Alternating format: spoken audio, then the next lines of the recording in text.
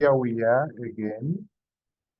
Here we are for our second module, which is the organic production rules. As agreed, of course, I know you received a message from Olaumi at end of module one, but actually we continue because the lecture for module one ended, but we continue referring to some of those requirements in module one as we continue into module two and obviously module three. It's the same standard. We just modularized it for purposes of conducting this training. So please, you can still refer to module one when we are discussing module two. So today, I understand all of you received the agenda for the day, so I don't have to go into details of that.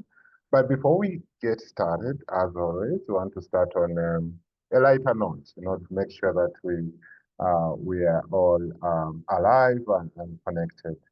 So I just have a quick question, and I want your honest answers, and if we can use the chat to really, again, partly it's also getting to know each other, but also I hope it will be as exciting as I always find it when I'm talking about myself. So again, honesty is important. All of us as kids, we always aspire to be something, when we grow up. Some of us are doing what we aspire to be, others who ended up somewhere. So just want us to share, really what is that thing that you always wanted to be as a child? You don't probably have to tell us where you are now, but what is that you admire to be as a child, and why? That would be that would be interesting to hear how wide our dreams can be. Maybe, of course, we are few and we could even voice it out. Maybe as other colleagues are starting, but maybe I can start with myself. What is that thing that I wanted to be as a child? Um, as a child, I always wanted to be a truck driver.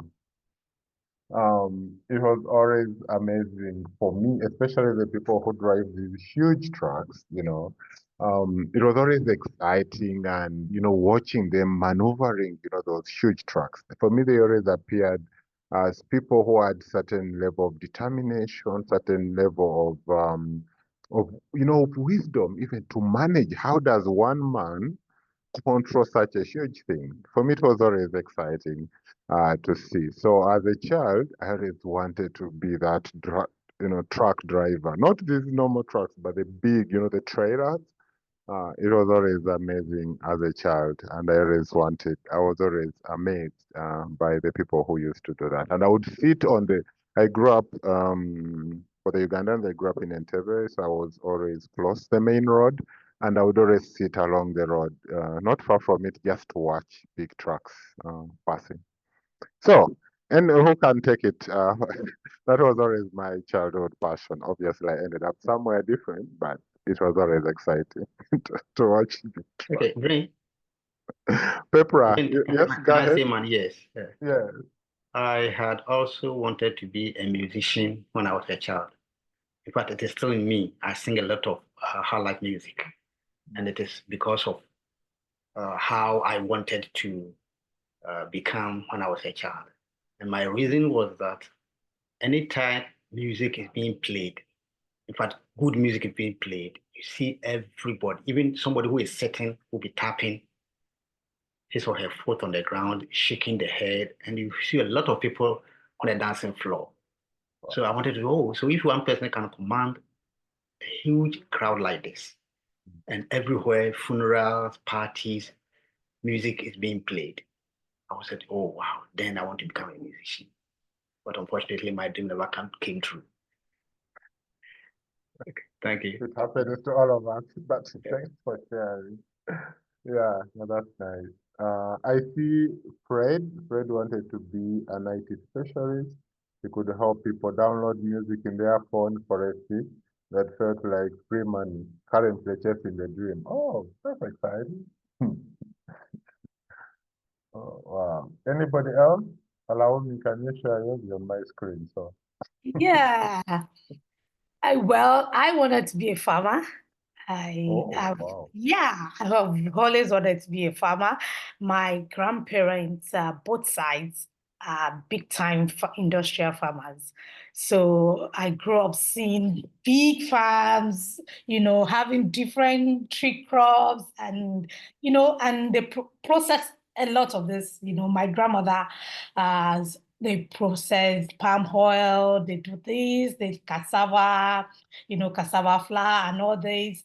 So I grew up like there's always food around them. That's one thing I I grew up seeing that when I go visit, there is nothing like there is no food in the house. There is always a lot of food and a lot of food. So I grew up, I mean, desired to be a farmer, even though my father said no, like you can never be a farmer. But here I am, I'm a farmer, honestly. Summer, I became a farmer. So yeah, I think my dream, and now I have a lot of food in my house. I grow a lot of food for us, and not just any kind of food, healthy, organic food. So I feel like I'm really fulfilled. It's really, Oh, yeah, wow. yeah. Kudos to you. Kudos to you. Kudos to you. That's exciting. Vincent, what did you want to quickly, Vincent, Kennedy, can put in the chat. You can go mute. Vincent, please. Yes, good morning from my side. Mm-hmm. I badly wanted to be a pilot, but then halfway down the road, I noticed that it's very expensive around Uganda to afford a pilot school. And then also the other thing, in between there, I started getting eye issues. So I automatically disqualified myself from that. And here I am as an agronomist today. Thank you. Wow. Thank you, Vincent. I hope you can at least try, just go and sit in one. And Kennedy, I think you're the last one I see on my screen. Yes, good morning. Good morning. Yeah, okay, I joined the conversation when it has already started, but I wanted to be a teacher growing up. And yeah, because my parents were teachers, they were primary teachers, but growing up and seeing the situation they go through, a lot of they are paid late, government teachers are paid late, and they really stretch themselves with kids and children. They are disturbing them at school. I really gave up on the way. Yeah. Wow, interesting passions, We pick passions from so many different things, and I think that's what is exciting about human beings. We're inspired by different things, we have different ambitions, and yeah, it's always good to hear what people wanted to be. And for those who managed to keep it through, like Olaomi, all the way, kudos to you. Great. I think that's exciting to know a few of you. So just wanted to hear also to pause just 1 or 2 minutes. If there is any outstanding questions from module 1 that we could, I can either, put on the parking lot or see if I can answer it very quickly before now we start module 2.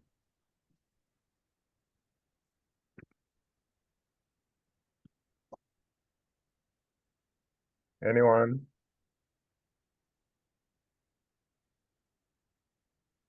We said silence in this group means everything is good. So I know you've already taken more than 10 minutes. I was supposed to take 10. So I'll hand over to Olaomi. She will take us through module 2, which is about organic production rules. She will introduce it and run us through the big part of today's session. And I'll come in later towards the end just to, again, paint a picture of our next session. Over to you, Olaomi. Thank you so much, Brian, and good morning, everyone. Thank you for joining today's session. Hope we had a wonderful weekend like I did, though a little bit stressful, but here we are. Thank God for today. It's a Monday. So yes, in module 1, we had a group of operators, definition and implications. And I know it was a good dialogue. We had very wonderful experiences. We had, people coming out sharing what the issues are, and then we were able to all learn and tackle it. And then here we are in Module 2, we are going to be looking at the organic production rules, all the rules that has changed in terms of production, and how to control in an ICS these rules. We're going to look at the production units within the farm and the conversion, the organic crop production, and the organic product handling. And then in Module 3, as we have said, we are going to be looking at the new ICS requirement and with the best practices that are recommended. We look at the records, the ICS records and procedures. We look at the internal inspection, and then dealing with non-compliance, which is, we all know how big this issue is within our ICS. And then we're going to be looking at buying and traceability management. Okay, so in mode today, as our agenda, you've all received the agenda. We're just going to have a quick overview of it. We'll first of all look at the introduction, farm production unit, and the conversion. And then with short clarification question, if there's any question, we'll go to the second sequence, organic crop production rules. We'll discuss, and then we have short clarification. Then we go to the third sequence, rules for preparation, processing, storage of organic products. And then we go to real full question and answer discussion of the new rules. And then lastly, we're going to talk about the assignment and the way forward, and then call it. So what are the objectives of Module 2? The objective of Module 2 is to adjust us to the newly updated production rules of regulation 2018/848, and the key changes under this new compliance. This is a key word that must always be in our mind, that it is now compliance, it is no more equivalence. And new compliance system and analyze implication. We need to analyze the implication and know where we are and the relevance for each participating organization or operators. We need to analyze where we are. We need to understand the changes that we need to implement and how to go by it. And the expected outcome of this module is that we all understand the new legal requirement and where we need to request more information or feedback or assistance, either from our CB or even from our trainers or from any of our organization, even college if you want to, so that we are all able to transit very well into the new EU regulation. And then participants, we are to start to apply the new rules to the group internal standard and the ICS procedures in preparation for our further adaptation and action. So we need to start training our ICS staffs and members and farmers on these new changes. So this course is not just for us, it's for everyone that is in this chain. And that is why at the end of this, training, the last session is it that you're going to have an assignment where you're going to do. I will encourage everybody to do that assignment because that translates to the next level of assignments that college will do with you. And they will assess that assignment. If that you now need a physical training, they will send an expert to you to help you with everything that you need to translate into properly into the new EU organic regulation. Okay, Module 1 will be looking, like I said, at the production unit and the conversion. So in Module 1, what are we looking at? Mainly, we look at the rules of organic production for group of operators and its members. We're going to look at the relevant rules, how it is being affected in this new regulation, and what changes that we need to do. Essentially, in our internal production rules, what are the key changes? And this rules, the ICS managers must understand it. They must know it. They must have it, as one of the things that they are used to. So they must specifically look up all these rules, both the one in section 218848 and the secondary regulation references that we've been sharing and will continue to share throughout this training. And then they simplify these rules into what the farmers will understand, into what other members of the ICS unit will understand and will be able to use. The ICS inspector need training. They need training on the new EU organic regulation. So they need to be trained by the ICS manager, or if the ICS manager feels is not competent enough, they need to organize with an expert that they know that understand this new EU organic regulation. And then farmers need to understand the basic rules, also the do's and don'ts, because now it is now compliance, it is no more equivalent. So many things that we overlook, that the CBs, the auditors overlooked before, they will not overlook them now. The rules are stricter now, that is the word, and that is the reality. The rules are stricter, auditing will be stricter than ever before.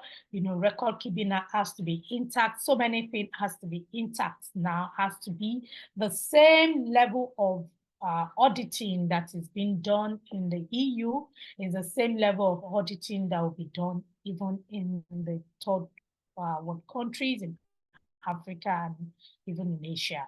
So we need to take things seriously for us to be able to scale through these processes. Okay. So what are these rules? What rules has changed? What rules has not changed? We need to look at it. The most important production rule of regulation in 218848 is the Act 9 to 12. So you go to this new EU regulation, if you open it, if you download it, which is part of the references that we have shared in this course, if you go to Act 9 to 12, you will see all the rules that is attached to organic crop production. Then also, if you go to Annex 2, Part 1, plant production rules, you will see all these rules. Some of it has changed, some of it remain the same. Then there's also several related secondary acts, especially Regulation 201464 on planting materials and recognition of conversion. Planting materials are now serious issues that it is taken seriously in this new EU regulation. Also, Secondary Act 2021-1165 has authorized substances. What are the substances that are authorized? What are the substances that are no longer authorized, that we cannot use again? Also, in key production, in some crops, certain ingredients, certain substances are not allowed anymore. So we need to be conversant, we need to, write out, spell all these rules out in simple English that our members, our farmers, our ICS, members or rules inspectors can understand and then can translate into useful information.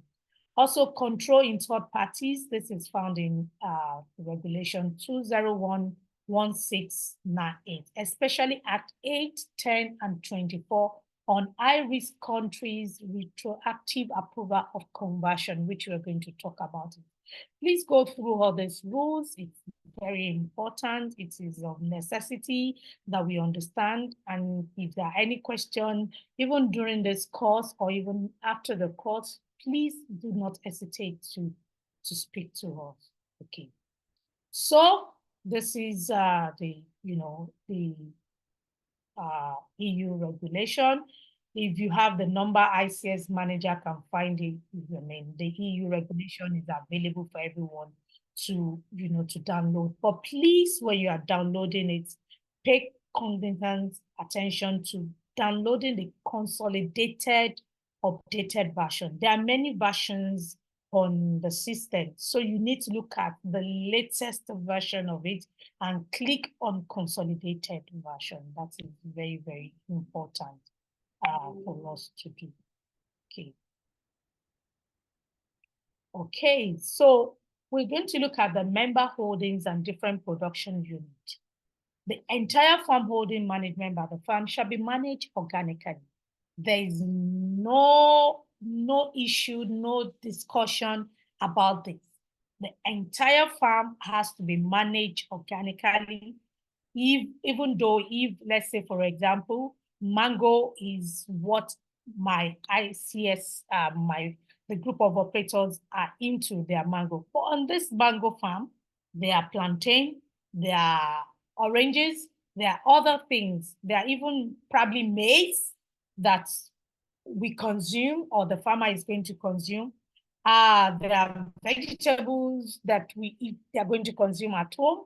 All these must be managed organically. All the entire farm holding must be managed organically. Alternatively, it is permitted to split the own holdings into clearly and effectively separated production units. As long as you can divide it in such a way that there is no contamination from the inorganic to the organic.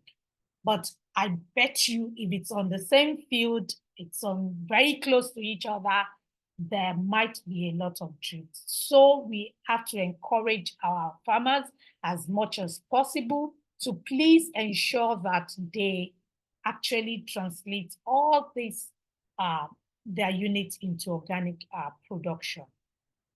Organic and or heme conversion production units, all crops in this unit must be managed in organic production rule. Even though the farmer is converting the land into organic, he still has to manage the farm organically with all substances that are allowed, that are approved to be used only. All land for production of organic crops shall be in the organic unit, including the rotation land. If we are doing vegetables, for example, for tree crops, yes, there might not be rotation, except when they are young, they're in the younger stage where you rotate certain crops within, you grow certain crops within the field, and then when they mature, we stop growing things in there. So even those rotation land has to be managed organically. Storage facilities for organic input has to be only for organic input. So you cannot have a storage unit that has other conventional inputs also having the organic inputs in them. So meaning that if a GOO, the members have farmers that have conventional farms, and they have, which they do, most of them, and they have organic farm, their storage unit has to be separate, where they keep their knapsack, where they keep their cutlasses, their changing cloth, you know, all the things that they use in the organic farm has to be different. The knapsack they use for organic, this is a message that I've been trying to speak to a lot of these farmers. The knapsack they use for organic, let them label it as organic. So they have to have different knapsack so that nobody make a mistake of taking a knapsack that they have used for conventional input and then take it to the organic farm. Let them label it and put it in a separate place. Once it's labeled, it becomes visible for anyone that wants to pick it at any point in time. Non-organic production units, normally for crops not sold to the GO, all non-organic fields and crop managed by the members need to be registered by the ICS.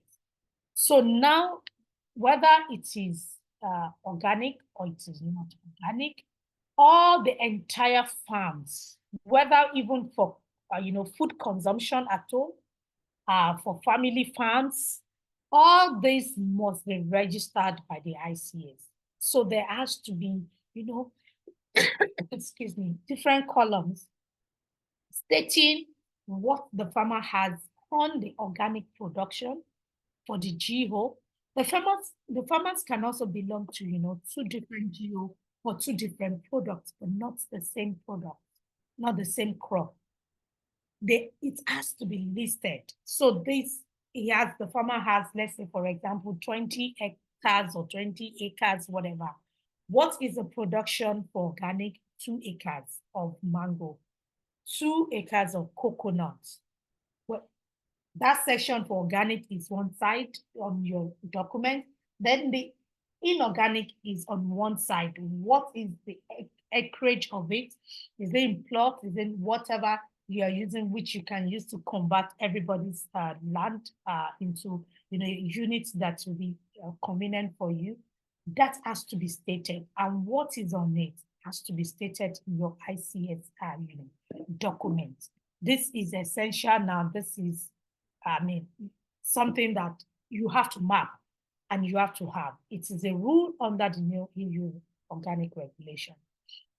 The production unit, all farm assets related to agricultural production from parcel of land, but also facilities of storage of input and of product, pasture, livestock, has to be registered. So the farmer has animals on the farm, it has to be registered. The number, the type of animals they have, all this has to be registered under the new regulation. Also, it is now the ICS needs to register the members' entire farm holding, like I've explained. The entire farm holdings and all the detailed production units has to be.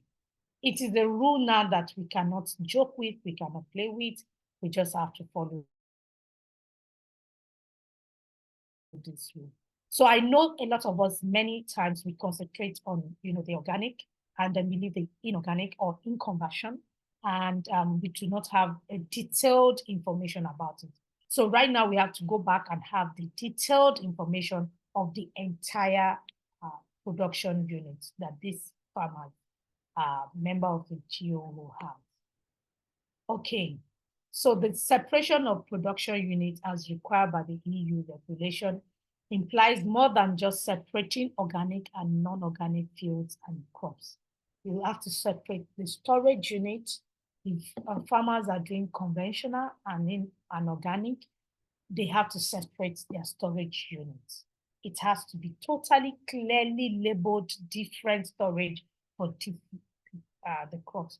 Don't forget that once you have your document stating that your farmers are doing inorganic, then it is translating to the next stage that the storage has to be different.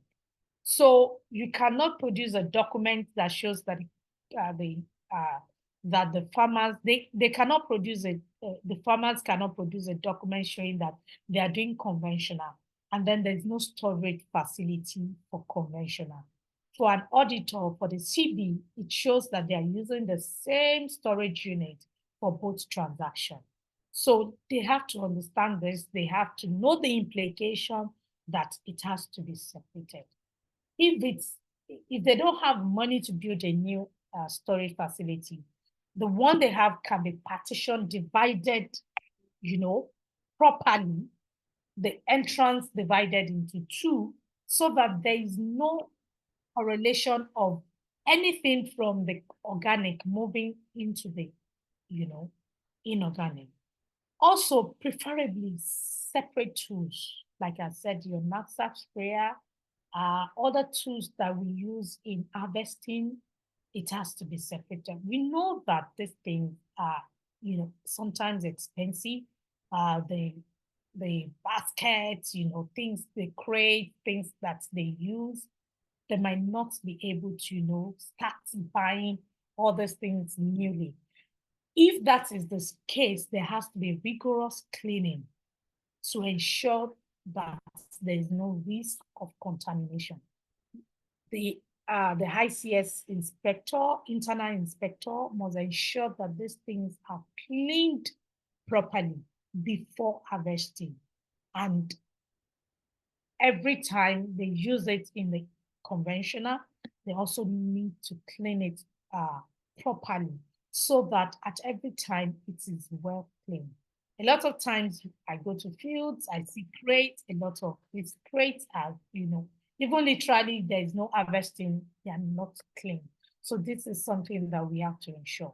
Separate harvesting and on-farm processing of products.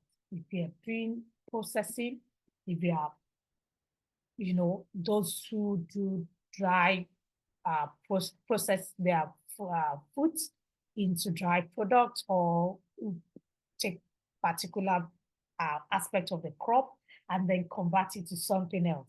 It has to be separate. Organic and inorganic has to be separate. Separate storage areas for the final products.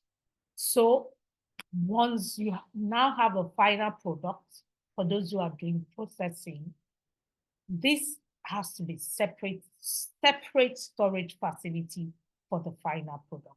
And all these facilities needs to be labeled properly so that it is visible, not only to you as the ICS manager, but also to your staff members, so that they begin to get acquainted, used to this information. Even to the extent of now it's saying separate uniforms, color uniforms for the organic and inorganic, if you are doing that. It has to be separate color uniforms so that, there's a way things resonate with us when they are separated properly. Because you cannot always be there. So all these things, all these measures we are just trying to put in place so that nothing goes wrong with your system.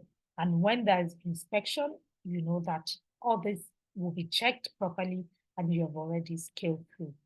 All those measures are very important as precautionary measures. They are extremely important because anybody can make mistakes, and this contamination can be mixed with organic products, and hence should be documented. If there's any issue at all, it has to be documented in the ICS control record at all times. Okay. Parallel production. I know that there's always, a lot of question about parallel production. Parallel production of the same crop, not easily distinguishable variety in the organic or in conversion, and the non-organic farm unit of the same farmer is generally not permitted. I will not encourage it, even though we have rules whereby there are exceptions. But for me, I would say that because of our level of control, because of so many people that are involved in the ICS, I would say that we should not encourage parallel production of the same crop, because these farmers, we know them, we all know them, what they can do. So it is better to say that if they are doing orange production, all their orange farms should go into conversion gradually into organic, so that they don't mix harvest from the inorganic to organic for us. Parallel production can be authorized by the CBs as an exception under these conditions, only for perennial crops with a conversion plan.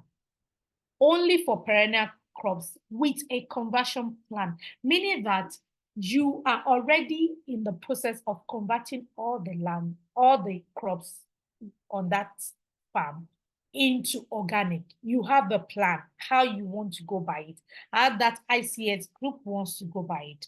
Then your CB, your certification body it is not a must, it is not guaranteed, they can authorize parallel production. Also, for a maximum of 5 years until last product with parallel production is organic. After 2 years, all plots with organic crop must start conversion. That is the new rule. It's a new rule that if you are doing parallel production of the same crop in organic and non-organic, they can grant you exception as long as you provide this. And under strict condition for notification of each harvest period to your certification body. So meaning that when you are harvesting, the orange from the organic unit is going to be different from the inorganic unit. And this they are going to monitor. That is why we are saying that we don't think it is, a good rule that we should encourage the group of operators to actually follow. Let's look at the land requirement farm conversion period. The duration of the conversion period has not changed. It remains 3 years. But the official beginning of conversion and retroactive approval is regulated more rigorously. So retroactive approval, meaning that the land is fallow, we have checked everything, we know that this land has not been used for a while. The farmer cannot start, the ICS cannot start recording the conversion period until they get approval from the certification body. That is the new rule now. So the certification bodies have to approve the retroactive period and say yes, and it is when they give the approval, the date they give the approval, then you start counting the conversion period. For annual crop, organic crop, first organic harvest sown at least 24 months after the beginning of the conversion period. For perennial crop, first organic harvest is from 3 years after the beginning of the conversion period onward. Even for the annual crops, this is, is also subject to your certification body, depending on the test results. If there are issues still with the soil, they might decide that your conversion period be longer than 24 months. With 24 months is 2 years. They might decide that you should take it to 3 years. So these are essential, and these are information that we must pay attention to. If the land, any crop in the organic food has been contaminated with product or substance not authorized in organic production, including use of treated seed, conversion starts all over again. So if you use treated seed, now the rule is you have to use organic seeds to start. If you are using treated seed, the conversion period will start automatically again. So these are stricter now, like we keep saying, the rules are stricter now, and it means that we have to follow it. So let's look at the retroactive recognition conversion. During the whole conversion period, all organic food must be made to set it over and over and over and over and over again. The CB sets the official beginning of conversion for every land now. The CB has the certification body has to authorize it. No previous period may be retrospective recognized as being part of the conversion period. So even though the farm has been left, the farmer is, the group of operator, that farmer is identified that he has been doing organic, is not, the CB still has to give the approval. And it is the day they give the approval, that is when it starts counting. So you cannot count before the days, the months, the year that the farmer have been doing organic before the CB gives approval. The CB in the third countries can grant retroactive recognition of a previous period as part of the conversion period, but under much stricter conditions. So they will ask you a lot of questions, a lot of paperwork. So we are encouraging that if the farmer has a land, just ask for a retroactive recognition document straight away from the beginning. Don't start and then you go and ask, because it's very discouraging. I have started for 1 year, and then my group of operators now approach the CB, and then the CB is saying that I am starting today, but I've started, converting my land as a farmer for the past 1 year. It might be discouraging to some of these smallholder farmers. So let's encourage them that they start immediately. They ask for that immediately. Operators need to request CBs for any retroactive approval of any land or any parcel. I've said it over and over and begin. Operator, in case of the group of operators, for each farm and each plot of land, must prove that the land units were natural, not treated for past 3 years. The map of the parcel, the geolocation, details of ongoing production must be provided when we are actually requesting for this retroactive recognition. The CB shall carry out risk analysis, risk-based sampling. So meaning that they will ask a sample, they will do tests and provide inspection report of the operator after physical inspection to verify consistency of all the information that you have given. The CB must submit each doser of retroactive approval to their accreditation body, so likely to be much more careful. So there are layers of approval upon approval now. And so even the certification bodies are going to be extremely more careful than the way they actually used to operate now.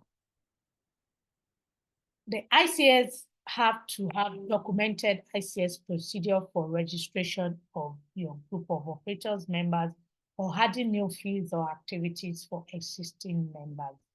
So a farmer can decide to acquire more land or rented field for operation. This at every point in time must be documented in the ICS, whether for organic or for inorganic. It is the duty and the responsibility of the ICS manager to approve new members or units. So more than ever before now, the ICS manager has been given some level of power, we say the authority to do certain things, and which the ICS manager must step into. You must approve, it has to be approved. New members cannot just join. Also, the unit, the land has to be approved by you, but retroactive approval comes from your CBs, only from the CBs. And this you have to also speak to the farmers in the GO, the group of operators. You have to explain this retroactive recognition to them for them to understand in their layman language. In case of retroactive recognition of part of the conversion period of new group of operators, members, additional land parcel, for procedure in ICS procedures, clarify requirements with your certification bodies. Send requests for your retroactive approval of land as soon as possible and set this. ICS will need to show documentation, all the documents they will request for a lot of documents to prove that previous practices of the last 3 years, it is left fallow. They will ask for, also the activities of other farms that are around. So all this is going to guide that decision of whether to give approval or to deny that land, that farmer, a retroactive recognition. Retroactive recognition can only be granted by the CBs. Please note that you cannot, as an ICS manager, grant retroactive recognition. And this must be well informed, even to the internal auditors, that no one can actually grant retroactive recognition. And if you have any question, as we try to wrap up, livestock on the members' farm, organic or non-organic. Almost all organic farm worldwide, we have livestock. I mean, it's something that's even in Africa that we are used to. Our farmers have livestock, and livestock manure provides essential nutrients. We return the manure back to the field for soil fertility. However, certification of livestock products according to the EU regulation and import of livestock products is very complex, and this product category can't easily be included as a side product in a group of operators certification. Like an intercrop on the organic field could be, but with increased cost and management implication, meaning that the livestock on the farm cannot be included in the certificate.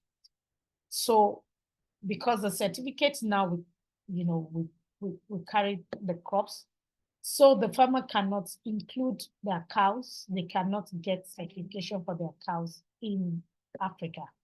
That is it, because it is very strict. The regulations are also very strict. So many things are involved. So that would not be possible. For that reason, livestock production in international organic crop production is so far not assessed in any level of detail during organic inspection, except to check potential contamination of the organic unit by chemical tick control. What are the things that you give to these animals that can contaminate your field if they go for grazing in it? So these are what they check. And we also need to ensure that livestock husbandry is extensive and will not be considered as factory farming. So they are allowed to graze in the perennial crops, but also ensure that if by any chance they are on certain medications, then they should not be allowed to graze in the organic field in case there might be any contamination from their medication. Okay. Any question? Brian, is there any question in there?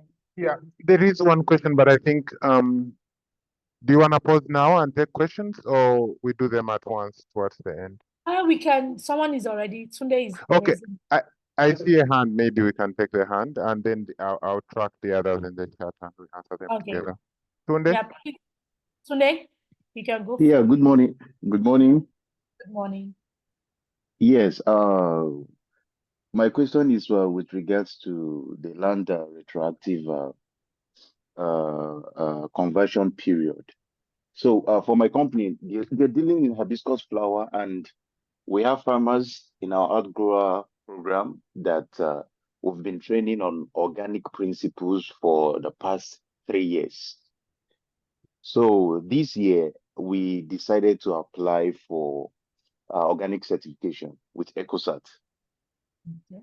So then a land retroactive form was sent to the company, and we were asked to prove that these farmers, they've been practicing organic for the past 3 years. And to be frank, most of the requirements seems very, very difficult to actually get, because a lot of questions were being asked, a lot of forms, and I don't know, I'm just trying to wrap my head around how I can provide all this. But then, actually, these farmers, they've been practicing organic because they've used nothing other than the neem cake and the neem oil that the company has given them to produce hibiscus. So I don't know how to go about this, and we still seek to have that organic certification this year, maybe before December. So I don't know, how do I go through with this?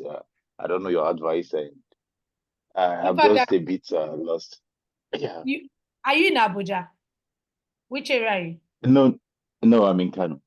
You are in Kano. Okay. Kano, yes. So I think one of the things you also need to do is, let's have this form, let's discuss it, and let's see how we can help you answer them appropriately. Because there's a way you will answer them that to be granted, and there's a way you will answer them that it will not show to the certification body that you will not be able to prove that they have actually been practicing organic. So there's some terms, there's some words, there's some things that you use that will show that you actually have been doing. The neem cake also that you mentioned, where is it bought from? All this, is it approved organically? Okay.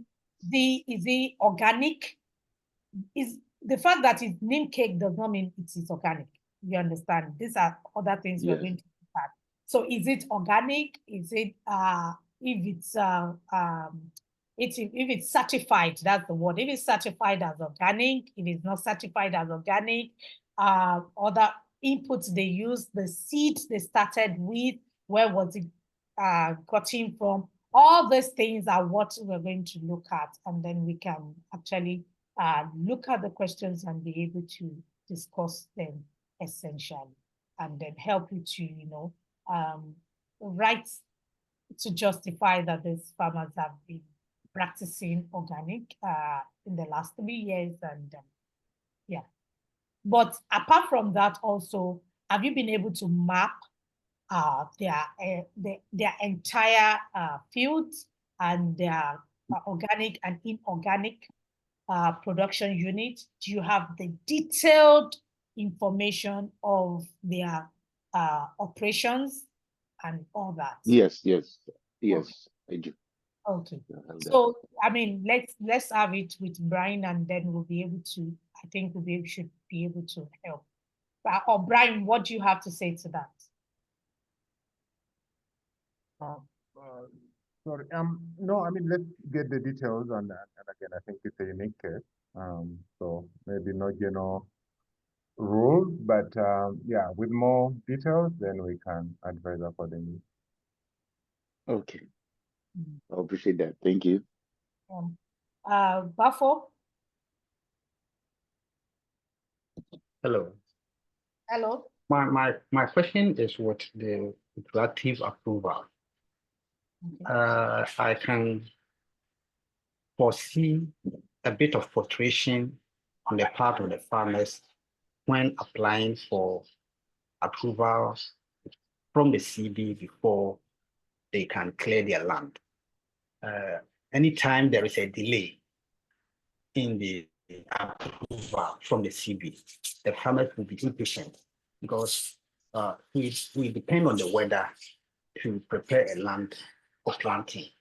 So assuming a farmer has applied or the ICS manager has applied on behalf of the farmer for approval from the CB and it delays, is this not going to discourage the farmer? Because you see, there are a lot of rules that have to be implemented. Already it is going to frustrate some of the farmers. And now with the approval from the CB before they can begin clearing their land, because if it is done before the approval, it will not be recognized.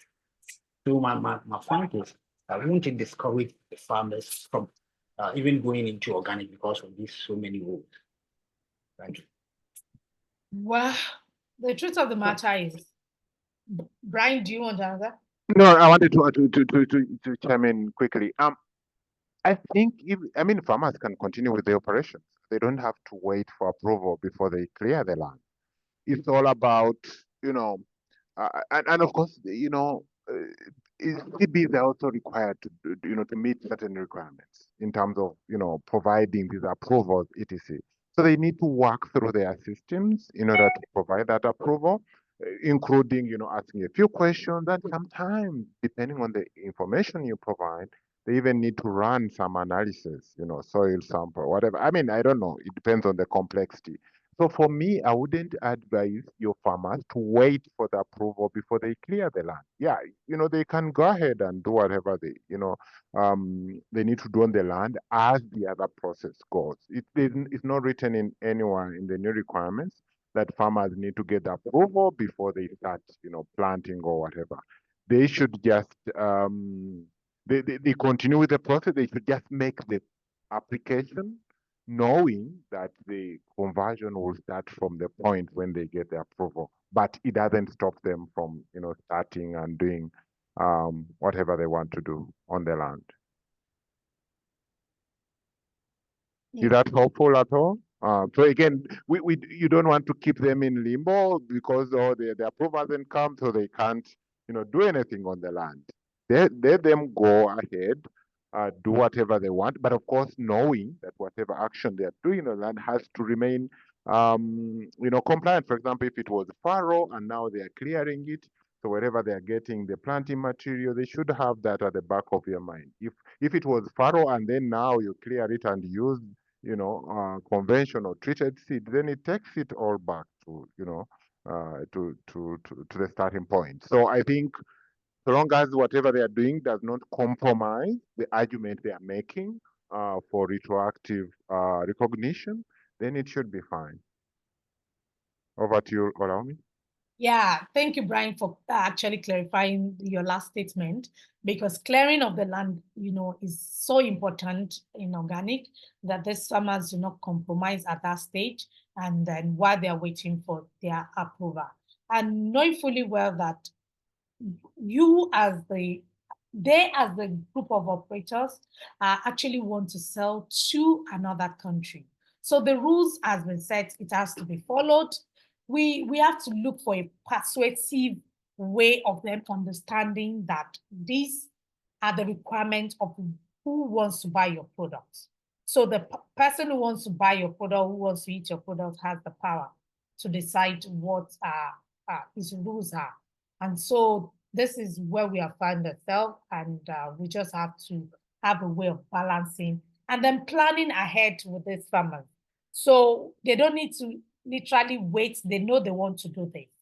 So they don't need to literally wait till the beginning of the season before the ICS manager starts making requests. When it's dry season and they are not clearing the land, those approvals should have gone ahead of time. So a lot of planning ahead has to be done than more than ever before than what we used to do. Kennedy, do you have any question before we quickly move ahead?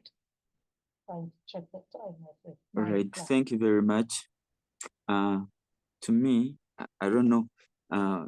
We are talking about the conversion period, the retroactive, and I want to really know, to draw a line between our current understanding with the previous understanding. In that, this is how I understood conversion and retroactive. So I don't know. This is the first way of understanding it. So now we are now trying to validate it as per the new EU. If I was registering a new farmer, this is how I used to do previously. The new farmer, after registering the farmer, even if he has been growing these other things like maize and beans, that farmer has been always going through 3 years conversion period. First year of conversion, second year, then third year. Then after those 3 years, the following year, when the external auditors come, they can inspect the farmer to become organic. But after backing it up that he has undergone 3 years of conversion, then when it comes to a farmer that I don't want him or her to go through the 3 years of conversion, I have to, the area where he thinks he's going to plant his crops that I want to export as organic, he has to give me that piece of land. He has to show off it. He has to showcase it, and showcasing it in a way that he has to provide data, maybe from the district. Maybe there has to be an official documentation to show that, this farmer has not been planting anything here for the last 3 years. I have to take some pictures. I have to take a picture of the, of the grasses, of the bush. I have to take to really be the backup before this farmer does anything. And that may even incur some costs of these external auditors to come to immediately before this person does anything. Of course, when I'm taking the picture, I would have still mapped. I have mapped the area in case I can even capture some trees that are in this place, such that when they come, they really compare my map or what I have already mapped with the reality, what is on the ground. So when they come and they compare the map and they see the place, then they give the farmer a way ahead to do an activity like cultivation of the organic produce. But not like the farmer cannot continuously grow without these people coming to really approve. So that's where I think like the costs may come in. But I want us to really see if we're on the same page concerning the registering of a new farmer. When I'm registering my new farmer, maybe this year, and I'm expecting the external auditors to come maybe towards the end of the year, do I only register when the farmer has not been doing any kind of non-organic practices, like he has not been spraying? Because if the farmer has been spraying, and I want to register him in year one, in conversion year one, but he has been spraying previously. But since I'm going to register him in conversion year one, I still have, the farmer has a guarantee to change in these 3 years before becoming fully organic. So is it that I should not register him in conversion year one because he has been spraying previously, or I can continuously register him in conversion year one and until he completely, this land becomes organic in 3 years? Or should I just totally not register him? I don't know. Maybe we should just draw a line. Am I doing the right thing when I register a farmer in conversion year one when he has been spraying previously? Is it okay?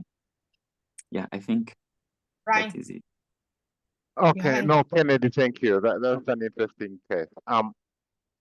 One thing maybe before I directly respond to your question, I think we need to recognize that these decisions are actually supposed to be done by the ICS manager.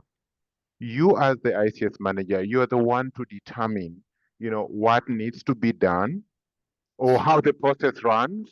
Write it in your procedures in the ICS manual, and then, make sure that that is what is followed. That's why the standard talks about approval.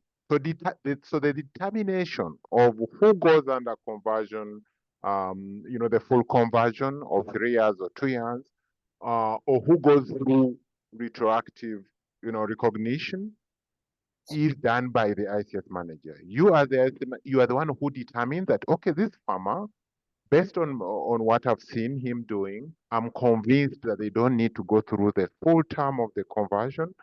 And as a result, I'm recommending to the certification body so that they can get a lesser conversion period. You are the one to make that decision.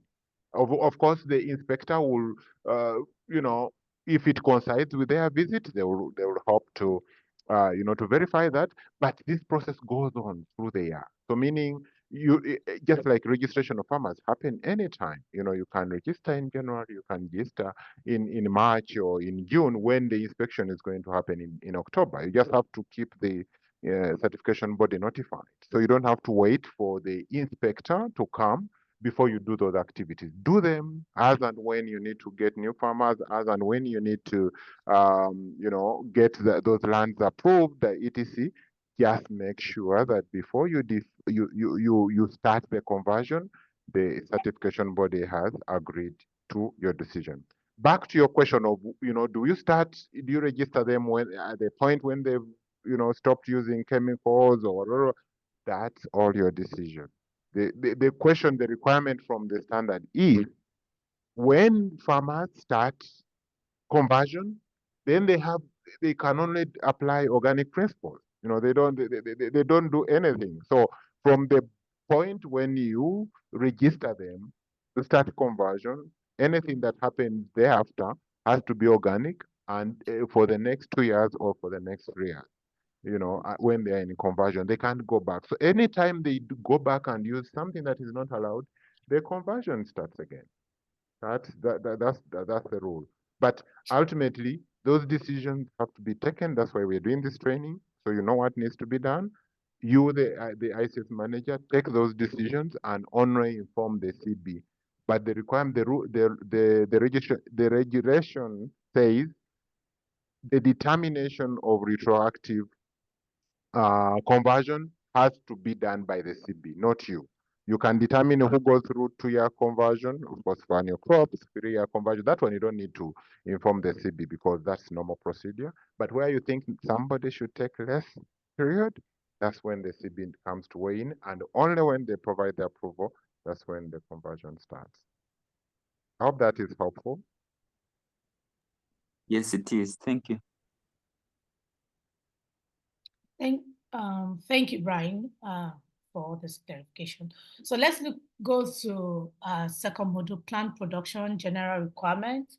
Organic crops, except those which are naturally grown in water, shall be produced in living soil, meaning that hydroponics production is not permitted in organic.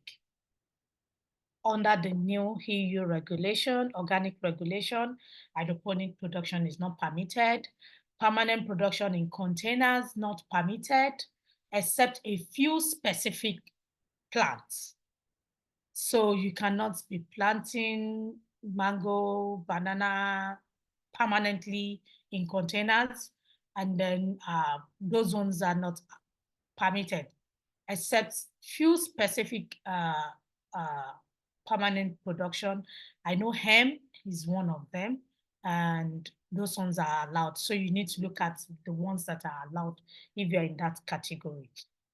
Then it's okay to grow seedlings or transplant in containers for later transplanting. It is allowed in the new EU organic regulation. Crops has to be grown in living soils. Crops has to be in connection with the subsoil and the bedrock. That's why hydroponics is not allowed in the new EU organic regulation. The crops or the soil in living soil mixed with materials allowed in organic production is what is allowed. So let's go to what are the materials. Let's look at those things that are allowed and those things that are not allowed. Okay, for production of organic plants and plant product, organic plants reproductive materials shall be used. That is the rule.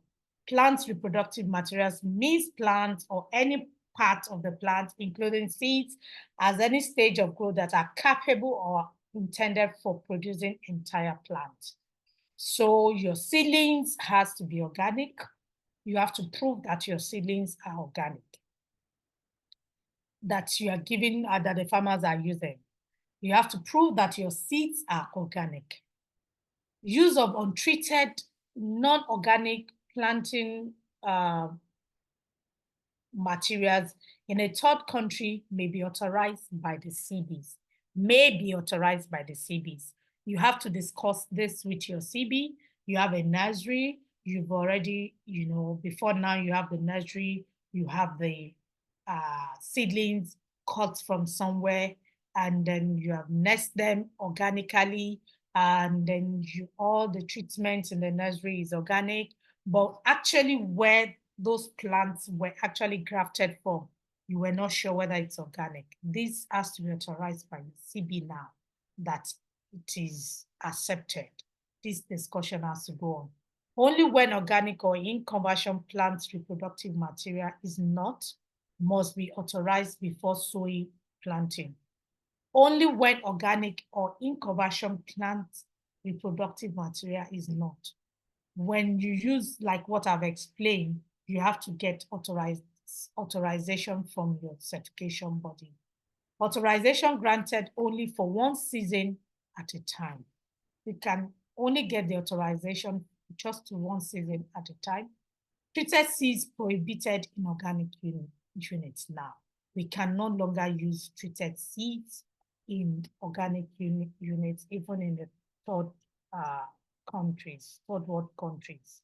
All seedlings must be grown in line with organic rules like I've explained.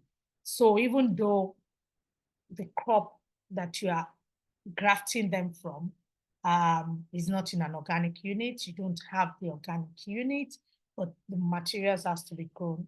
The seedlings now has to be grown organically before they are even transplanted into their permanent field. And then all the materials that you will use in that nursery also needs to be approved. They should be approved inputs that you are using. Substances that you cannot find on the approved list, you have to also speak to your CBs about it and let them give you approval before you use it. There's so many inputs that we find in Africa. I can say Nigeria and Ghana, for example. I don't know, Brian can speak more of the East African countries, but I know of Ghana and Nigeria so well. There are so many organic labeled inputs that do not have their certification or certificates from where they are coming from.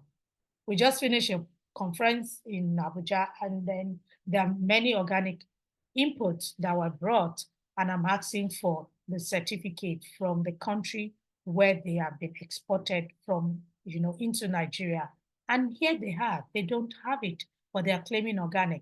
So as exporters or group of operators, we have to be very careful of the inputs that we use. If you are not sure of this input, please get clarification from your CB. Let them check if this product is approved, it can be used on the field.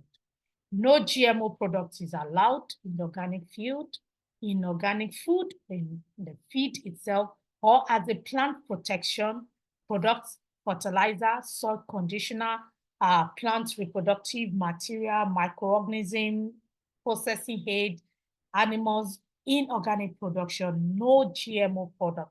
So it is essential that we check the label of the, inputs or ingredients that we are using and ensure that it is GMO free of any product or any input. Operators using non-organic farm input purchased from third parties shall require the vendor to confirm that those products are not produced from GMOs or produced by GMOs. Note your CB's procedures for approval and GMO-free declaration. Please, as much as possible, yes, it's a lot of work. If a product, you are not too sure of a product, confirm with your certification body. Confirm with them, let them give you approval before going on to use that product with the farmers. Organic soil management principles. In organic plant tillage and cultivation practices shall be used. You maintain increased organic matter using natural or other materials that is allowed.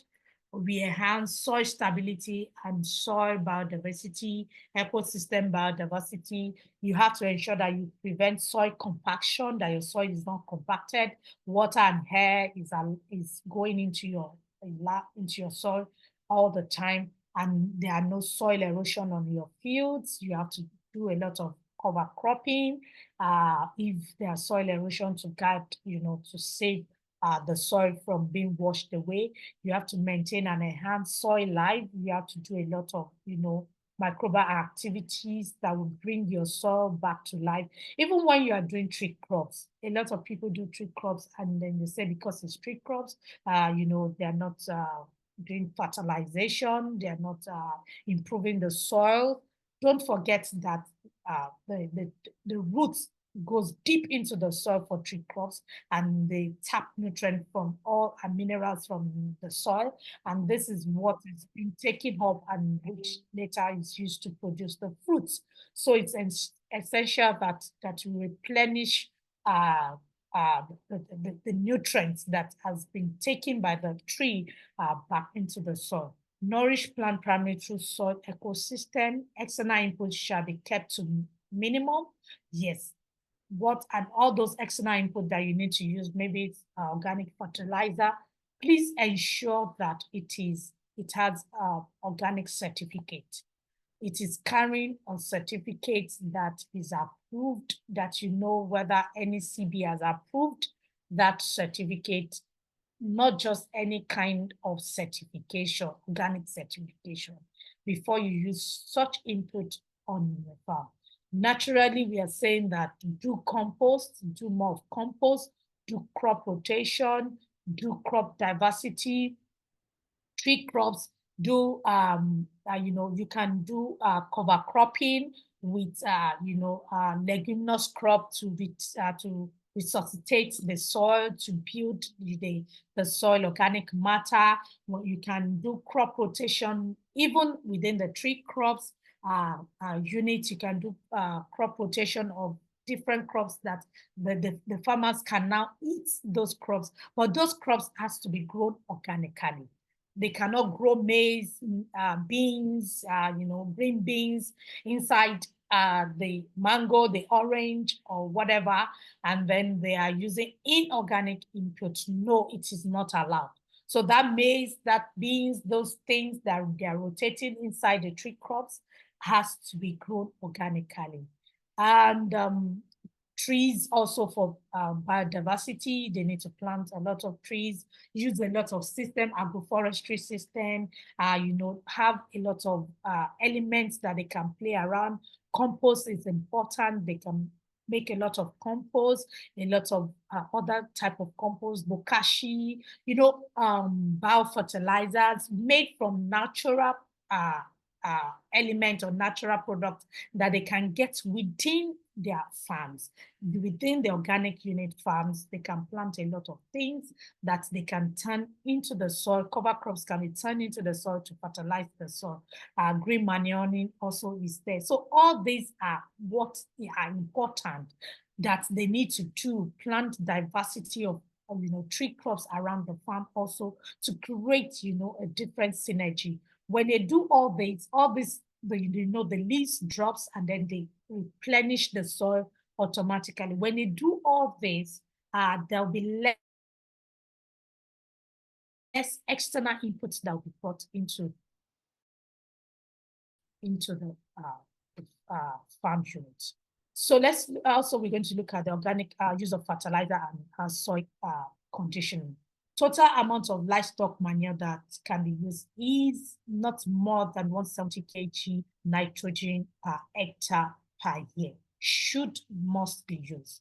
So meaning that we need to automatically look at the manure, the animal manure that we are using.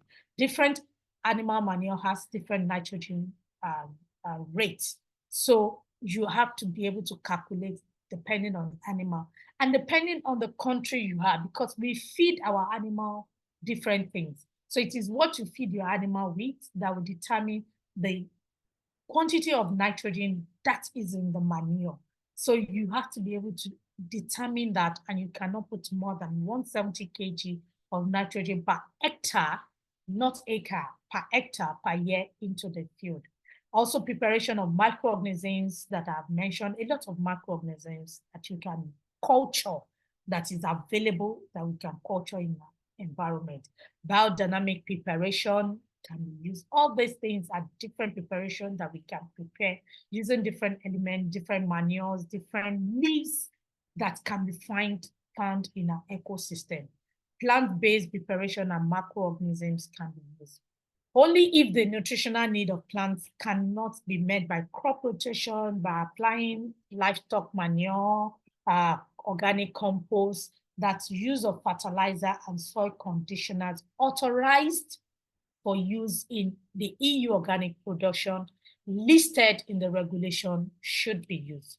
So we are encouraging that farmers actually do a lot of natural way of improving their soil before they go for external input, because all this external input also are expensive because they have to be approved in the EU organic production list. So meaning that the person also has paid for certification. We know how expensive certification, if a product fertilizer or input has been certified within EU regulation, you know how expensive that product will be. So we're saying that the farmers should be encouraged, should be taught all to make different preparation. And this preparation has to be documented. The measurement, the quantity has to be documented and share with your CB, and then ensure that they are also, and approve that this preparation, this quantity, the time of usage, everything also has to be documented in your ICS manual so that the farmers are able to continuously use this and have information on what can be used. Some of the minerals that are also allowed, soft ground rock phosphate is allowed, calcium carbonate is allowed, potassium sulfate, magnesium sulfate, calcium sulfate, elemental sulfur is allowed. All these are allowed, but in specific quantity. Please check with the details in Regulation 201-1165 Annex 2 to see the quantity of this, even rock phosphate, what quantity is allowed per hectare. So it's not just it can be used. The quantity of all this is specified in the regulation. Animal manure, all not from the factory farm. In this part of the world, I'm sure we don't even have a lot of factory farms. So most of the manure that we have actually from, farm animals that go to graze and come back into their base. Product and byproduct of plant origin is allowed, oil, seed, cake, but where they come from has to be documented. You have to be sure of those products that they are not contaminated. There's no contamination. There's no, any form of contamination that can have implication on your own farm. Okay, so we move on now to pest and disease management principles. The prevention of damage caused by pests and which rely primarily on natural enemies. So what I normally say is that when you are able to build a diversified system, an ecosystem that is good, that is balanced to some extent, there is less issue with pests that you are going to have. Most of the issue that we have is because our soil is not healthy. When our soil is healthy, we always say that healthy soil produces healthy plants and produces healthy people. So when your soil is healthy, your plants will be healthy. But many a times our soil is not healthy. They are not really healthy. And so there's automatically there will be pests, invading our farm. And when there are pests, we first need to use natural enemies to attack them. And then suitable species and variety needs to be used in our environment. We need to look at the variety that best suit our environment, and we need to use it. Crop rotation for those who are doing, annual crop. It is essential that you do crop rotation. For those who are doing perennial crops, inside the perennial crops, and they are growing other things, which you are encouraging, as long as the canopy is not closed or totally, they're saying that they should also ensure that they do crop rotation. Cultivation techniques, mechanical and physical method should be used. For weed control, please ensure that our farmers are using either they're slashing it down and allowing the weeds to decompose back into the soil, or they're using weeding machines that they can buy as a group, and then they can, rotate among themselves, and then they allow the weeds to decompose naturally, and they are turned back into the soil. Only when these measures are not sufficient that you've used all the natural methods, you use crop rotation and all this, that you look for substances that are authorized in the regulation, and then you can buy them on some fungicides, other things that you can buy to actually deal with the pests, only to the extent that is also necessary. Remember to always keep all this information, record keeping in your document, in your record books, provide the necessary information, the dates, the product, the amount, the crop that you use it for. This has to be documented every time that the farmers use them. And most times you say, even if you can keep those containers, it would be good that the farmers are able to keep those containers when they use them until they are able to do their certification, because then they can prove that this is what they are being able to use. Substances in traps other than phenoms prevent contact with crops and release into the environment. These are also allowed, the yellow stick, the blue sticks, all these things that you can naturally use in our environment is allowed. No use of any synthetic herbicide. No use of any synthetic herbicide. At any point that the pests are not being able to be controlled with any organic inputs, if any form of synthetic herbicide is used, then the conversion period will start all over again. So this has to be very clear to our farmers. I know one of the big issues we have is with fungicide in this part of the world. So there are fungicides that are organically approved, that has been certified, and we need to look for those products also to use or to introduce to our farmers. Okay. Also, still talking about pest and disease, use of well-adapted and pest resilience. We've talked about all this, promote biodiversity. For this, I cannot stop talking about it. Beneficial insects, also look at the plants that the crop that you're growing. What are the beneficial insects that you can actually introduce into the system? What are the natural natural enemy insects that can be also introduced into the units that can, eat each other, because they are natural enemy to the pest that is actually affecting your crop. Like I said, maintain a healthy soil. That is the basis. That is the automatic basis. Healthy soil produces healthy plants that can withstand pests and disease. Focus more on soil fertility improvement. Pay less attention to pests, even though it is essential. We're doing export, yes, but pay more attention into how you're going to improve the soil. Have a soil fertility plan. Draw this plan with the farmers. What are the things that they have in their environment? Encourage them to use all the things. There's so many plants that we have in Africa, in West Africa, that are beneficial to the soil. I teach and I always say that our major issue is we cannot identify, we don't know them. But once we know them, we'll know that these crops are we call them weeds, but they are not weeds. They are very essential and very beneficial to our plants. Weed management, I've explained, mechanical or the slash, no herbicide, no is allowed at any point in time. Encourage to use a lot of homemade preparation. It is allowed under this new EU regulation, but this also has to be documented, please. The procedure, the process, the quantity, it has to be documented. Okay. Authorized substances. Let's look at the authorized substances.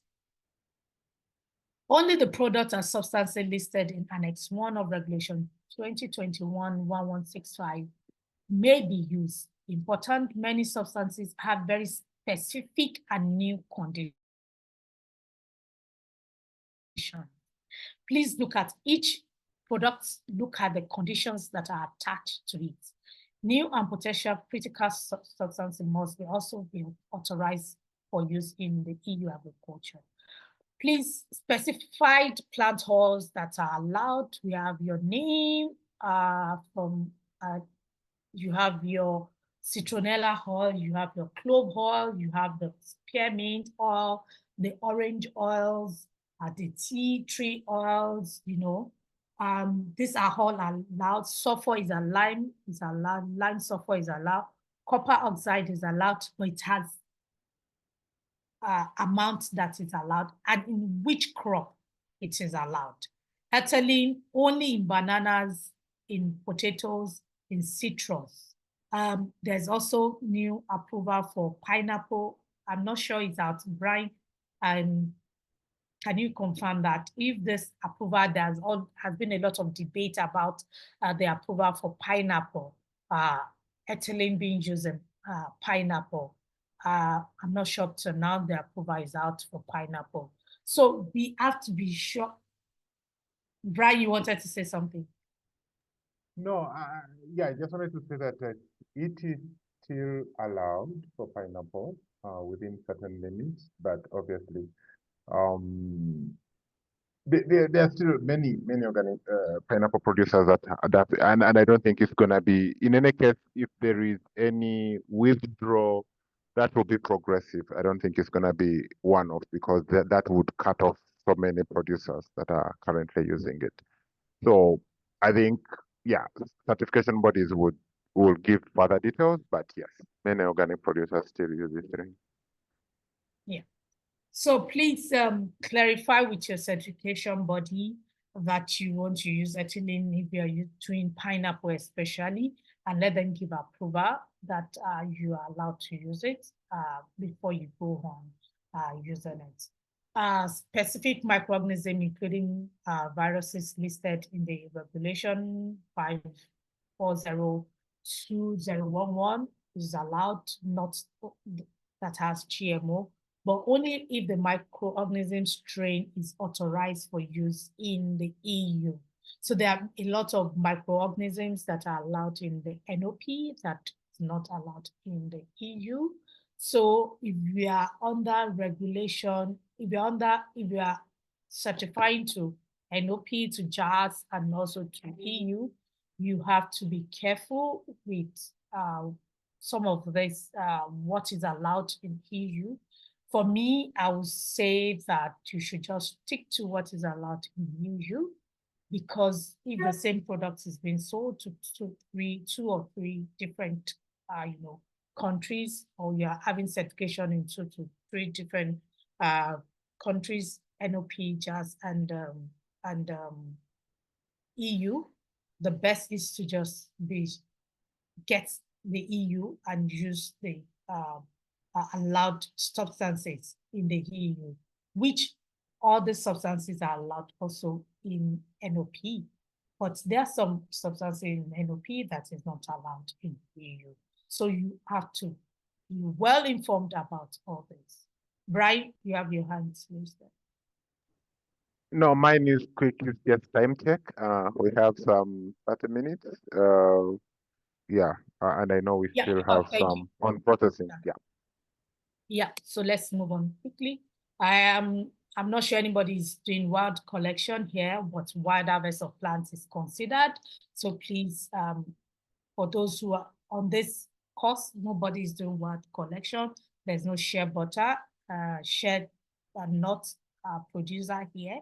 So majorly we are all tree crops producer, which we have dealt with. Beekeeping and aquaculture, yes. The farmers can have beehives also in their farms, and this can be accounted also when you are listing what they have in their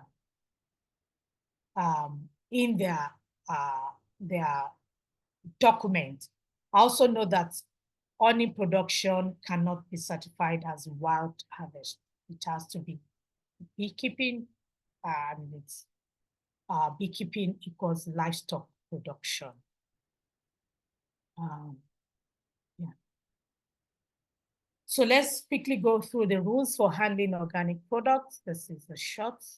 These are things that we're already doing. We've been doing them. There are no new specific rules, just very little. No ionized radiation, we all know this. It's been on the whole rule and it's still there. Precautionary measure to prevent contamination. This is just the issue, contamination.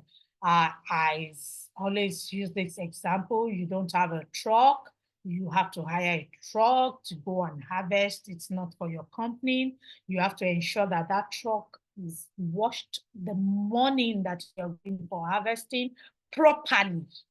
The word properly is not just that it's sweep, it has to be clean, washed properly at a car wash, and then taken straight to the harvest unit, and then they harvest, and then truck can go away. Only specified products will be allowed for cleaning and disinfection on farm, production, and processing and storage units from this year.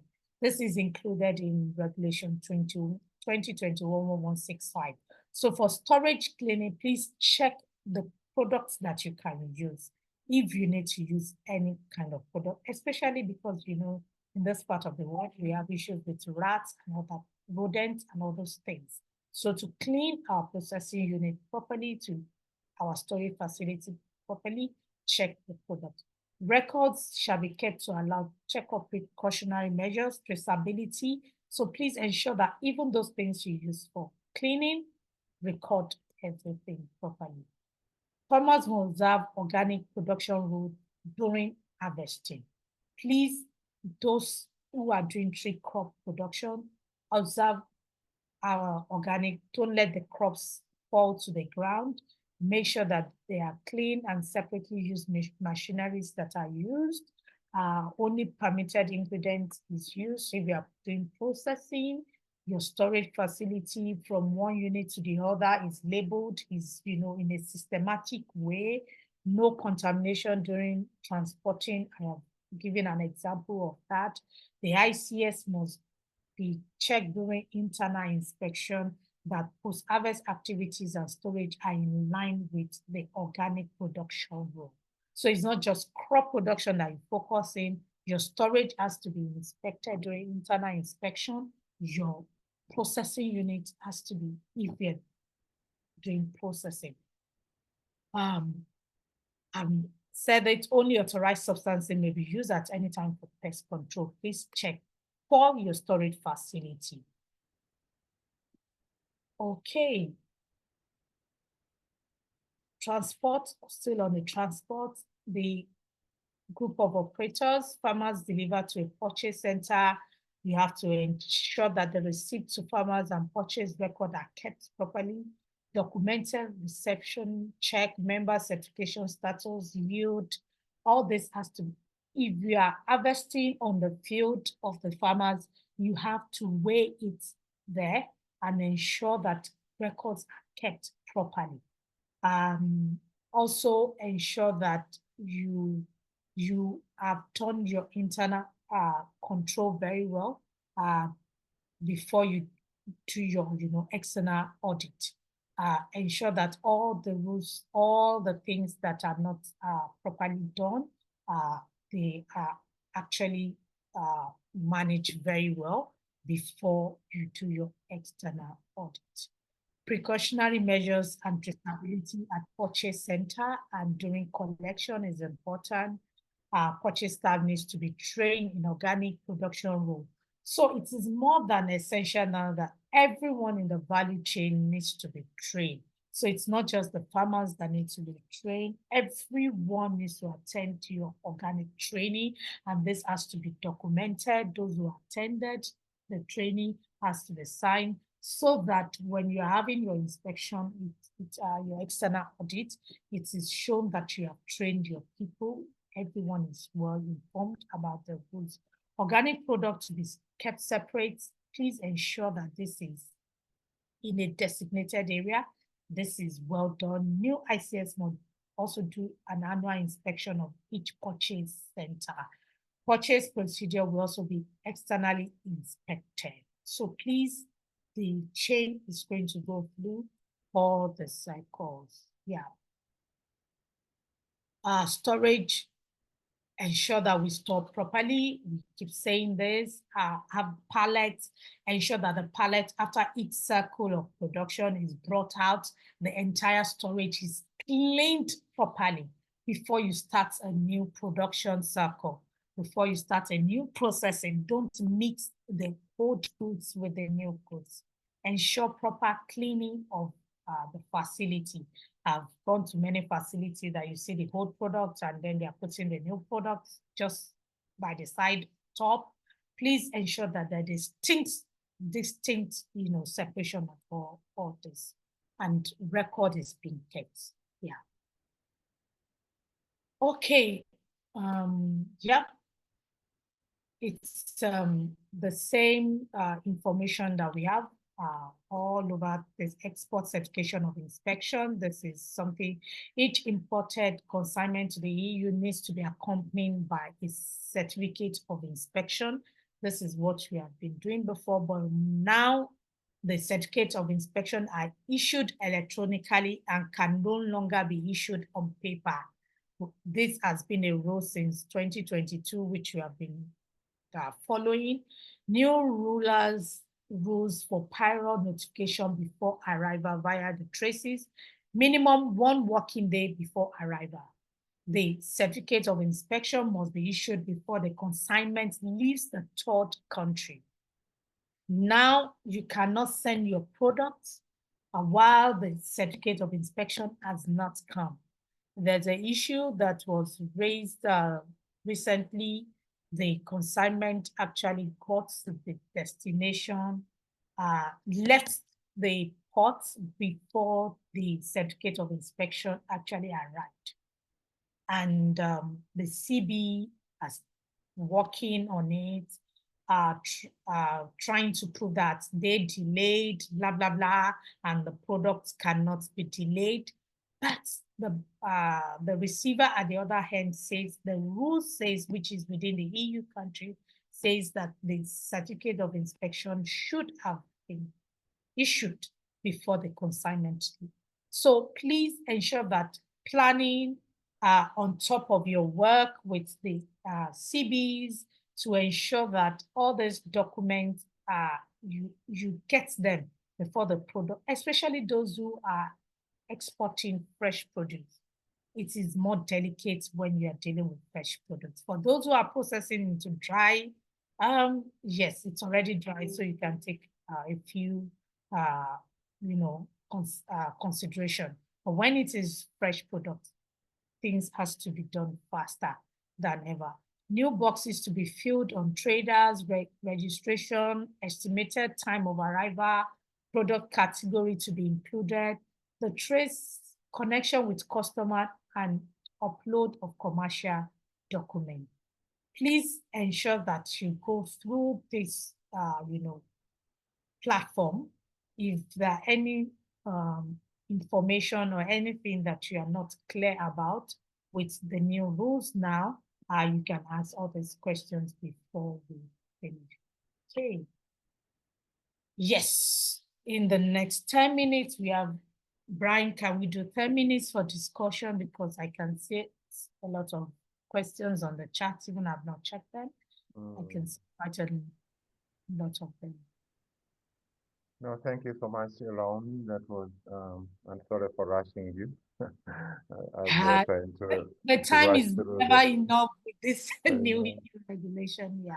So much to describe, but I expect, and that's our advice or recommendation to you. So when the deck, the slides are shared, please run through slowly, because then you have more time. And then when we come to the debrief session on Friday, then you're able to really ask questions, because I have a whole 2 hours and we want really to give that time to you to ask questions. So if you don't come with questions, then yeah, I mean, it's a loss on your time, because we are vetting ourselves. So please run through the slides, take your time, read sentence by sentence, and then come when you're prepared to ask questions. And we shall try our best to respond most of the questions. So maybe to start us off, there were some questions in the chat which I've been trying to respond to. Again, in the interest of time, because I didn't know how much we would have. But please, the people who asked them, you can still, raise or your hand or whatever if you think my responses are helpful. So there was this question from Kennedy around retroactive, retrospective. I mean, that's all English. And I don't want us to get locked in there, but ideally what we're talking about is really retroactive, meaning that you want to get approval now of something that should have happened in the past. So that's what we're doing. You're being approved to be organic today, yet you should have started your conversion 3 years ago or 2 years ago. So that's what it means. It's an action we are taking today for something that should have started sometime back. That's really retroactive. Retrospective is mostly legal lingo, where we're talking about, for example, they can pass a legislation today, but which affects everything that has happened before. So, for example, if it's about, I wanted to think about something organic, but for example, it could be, which wasn't making sense, but I thought about, for example, we can talk about rights, rights for maybe females and males. So a lot of things should have happened, for example, in terms of, around marriage. So rights for the man, rights for the woman, and a new rule comes today, but it applies to even people who are married before. So it will be applied retrospectively. So if it's done today, but you entered that kind of agreement before, then it applies to you. So that's kind of in the legal lingo, that's the retrospective application of rules. It normally applies to rules, even in this organic regulation, kind of, because are talking about certain things that will apply for anybody that even started organic before, but the rule starts now. So we can talk about retrospective application of the new EU regulation, if that makes sense. But I think let's focus on the yeah, conversion discussion, and if the word is retroactive. Taking an action today for something that should have started way back. Then there was also a question, where do we get the forms and all that? It's really you, the ICS manager. And we are going to discuss that next week. What are the responsibilities of an ICS manager? In this new EU regulation, actually you will see you as the ICS manager have a lot of powers, a lot of decision making to be done regarding most of these things. So it's you to determine who is due for retroactive recognition or who is not. And as when you determine, you of course collect certain information, and that will be in your procedure. You collect certain information, pictures, etc., like Kennedy was saying. And then when the certification body is approving, they may ask for some of that evidence. They will ask first of all for your procedure. How do you want this to be done? And the evidence that you collected that you think qualifies this farmer to be approved. And then if they have any additional forms, they will ask you for them. But ideally, it's you to determine.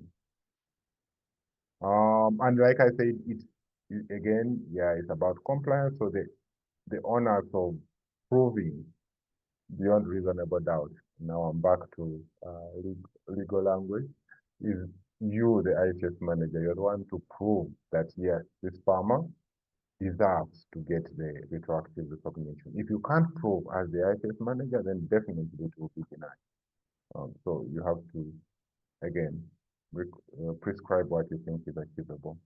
Then there was a question around, I think it was from Oliver, around farmers and having livestock. That most of the farmers keep livestock, only we encourage them to keep away from the organic fields to prevent direct flow of manure to the field, blah, blah. I think that, yeah, but I don't think it's very practical. Of course, in practice, farmers will not allow the livestock in the field for obvious reasons, that they will destroy them. But in the event that they went there and they dropped some of their manure directly in the field, that's really not a big issue. Here, it's all about risk. We approach this issue of contamination from the area of risk. So for this small scale production, few domestic animals here and there, no big issue. It's really around having dedicated spaces for spraying, washing of materials used in spraying, and storage of them so that they, again, minimize the contamination risk, just like we do for cleaning agents. And then when the manure is out, there is a whole, as Olaomi discussed, when do we use manure? So if you are going to compost or keep it for some time, then the risk is rather low. So that shouldn't be a big issue. I hope those are helpful explanations, but please let me know. And this is your space to raise your hand, come off mute, and ask any other follow-on your questions.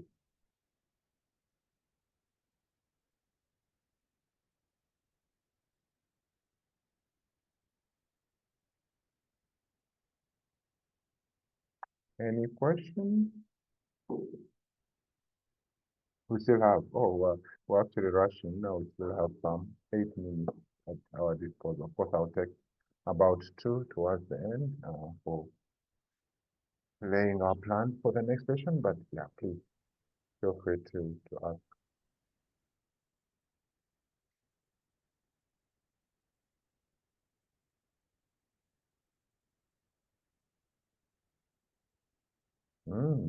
Laome did a great job. No questions. Okay, of course, we've been answering most of them as we went. So again, I'm very sure there are more questions because this is really, and again, we try to compress so many things. We are talking about soil fertility management, we talk about pest and disease management, weed management, all in one, and we talk about processing and handling on one. There's a lot really that is bundled here in this one presentation. So the only way to really unpack it is by going through the slides and then ask the question. Maybe something I wanted to add on the processing. Most of the rules remain. And again, the big assumption that is made when we are discussing the processing or handling rules, that you are taking care of all the typical food safety requirements that you should ideally do, whether organic or non-organic. So those ones are taken as foundation. Whether you're handling an organic product or not, food safety is the primary goal. You have to ensure that you minimize contamination of any organism, chemicals, etc., protecting human safety. So that is the starting point. Then when we go to organic, then we just add additional in terms of separation of organic and non-organic, in terms of storage, and those are just additional, but the foundation of food safety requirements should already be applied. And we assume, as people who have been in this game for some time, those food safety requirements. So this training is not meant to go into hand washing, blah blah, all those cleaning routines, etc. All those we don't go, because we know you are doing them because you are professional processors or handlers, so you should know that. Great.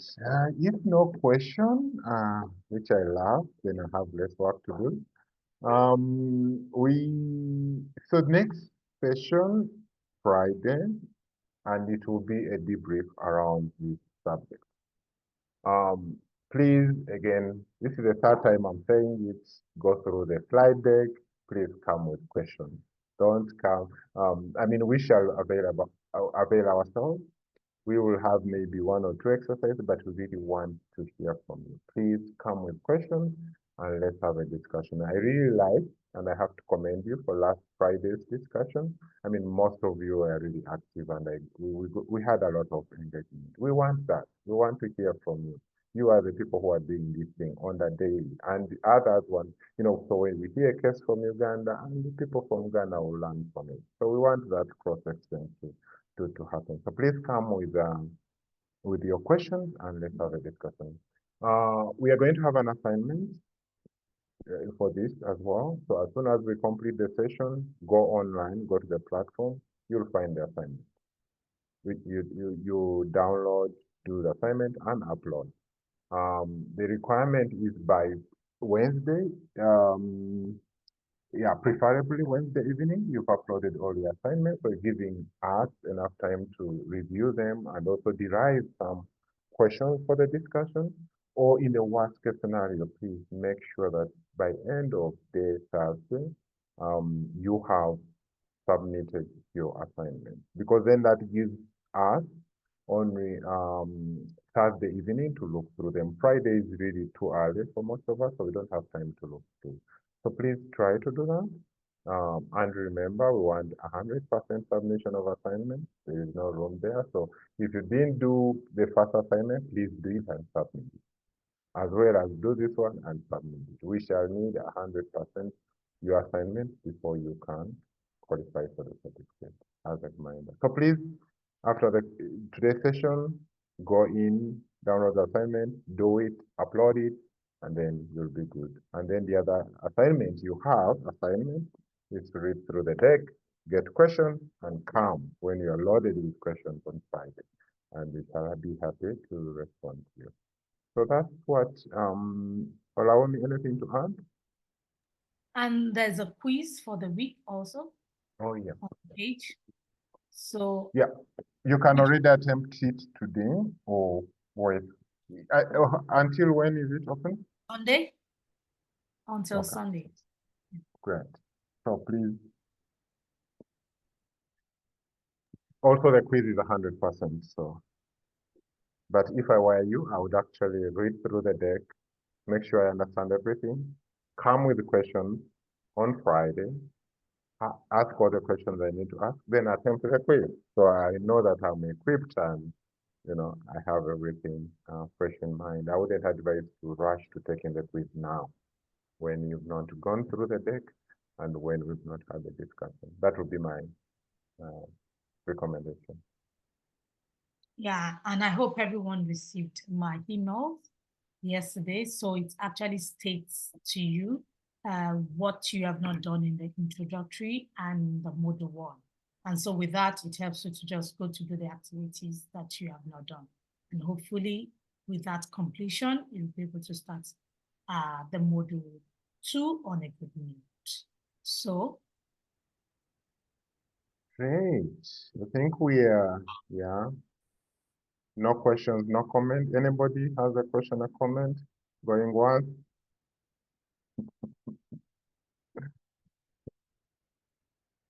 Going twice? Yeah, I think we are good. So thanks everyone. Olawumi, do you want to take a picture today? Or you're good? no. Oh, we're good. Okay, great. Thanks everyone, and see you on Friday. Have a good week. Bye-bye.